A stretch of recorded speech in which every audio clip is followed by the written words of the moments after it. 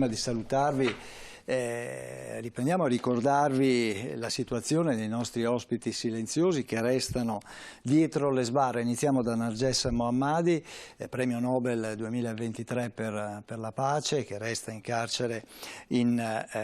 Iran per aver difeso i diritti delle donne, in particolare nel paese. Stessa cosa dicasi per Aung San Suu Kyi, che resta anche lei, pur essendo avanti con gli anni, in difficoltà da un punto di vista di salute, resta agli arresti, non si sa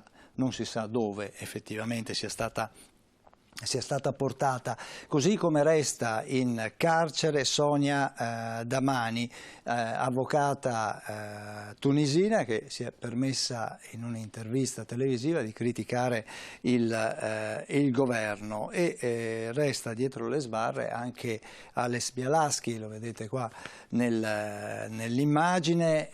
che si batte per i diritti umani in Bielorussia. Anche lui è dietro le sbarre, ma anche lui versa in una situazione difficile per quanto riguarda la sua salute e peraltro ha difficoltà a ricevere i farmaci in carcere. Sono solo alcuni dei nostri, come dire, prigionieri di coscienza, che ricordiamo che stanno subendo la privazione della loro libertà, cui non vengono riconosciuti i loro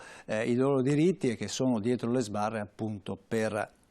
solo una questione di pensiero, di idea. Per loro, come abbiamo fatto in precedenza anche per Patrick Zaki e per tanti mesi, ne abbiamo parlato anche questa sera per Julian Assange, chiediamo che vengano a cadere le accuse contro di loro e che questi governi, se così possiamo chiamarli,